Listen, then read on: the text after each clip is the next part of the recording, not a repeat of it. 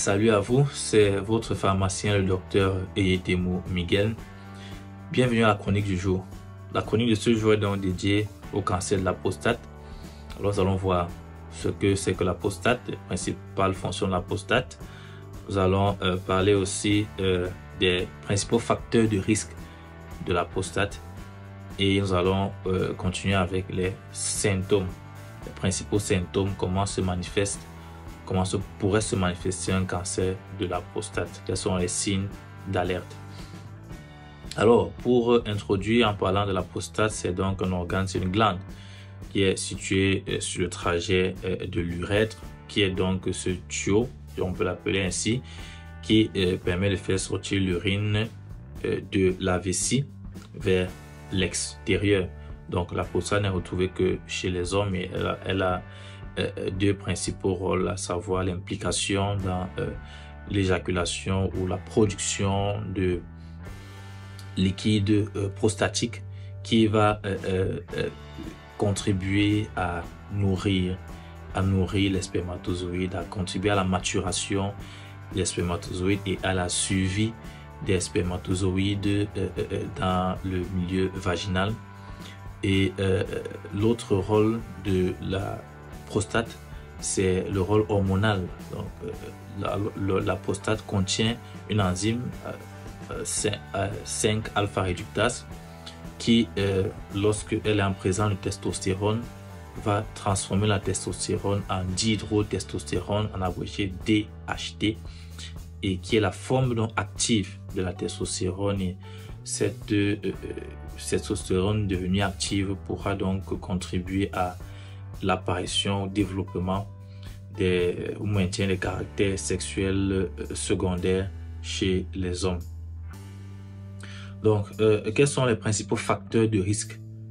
Quels sont les éléments qui pourraient augmenter votre risque de développer le cancer de la prostate? Nous avons notamment l'âge. Il faut dire que le cancer de la prostate touche beaucoup plus les hommes âgés de plus de 60 ans, voire même de plus de 70 ans. Dans la grande majorité des cas, il est assez rare, assez exceptionnel chez les hommes autour de 40 ans ou moins. On peut aussi avoir des antécédents familiaux. Donc, il existe une forme dite familiale de cancer de la prostate dans environ 20% des cas où la personne qui est atteinte connaît 2 cas parmi ses parents du premier degré. Donc, tels que le père, les frères ou encore les fils. Et donc, si vous avez des gens dans votre famille qui ont souffert de cancer de la prostate, cela augmente votre risque à votre tour de développer le cancer de la prostate. Et on a aussi l'origine ethnique. Donc, il faut dire que le cancer de la prostate est nettement plus fréquent chez les hommes d'origine africaine, chez les Européens du Nord ainsi que chez les Américains, les Nord-Américains, population d'Amérique du Nord.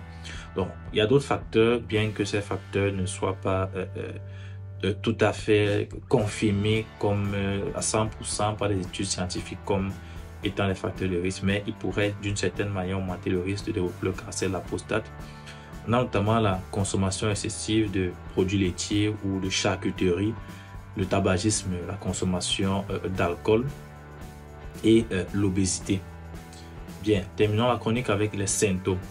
Les symptômes, le cancer de la prostate est un stade avancé, puisque un stade précoce, il n'y a pratiquement pas de symptômes. Dans un stade avancé, on aura des troubles mictionnels, donc des difficultés à uriner, notamment un besoin fréquent d'uriner.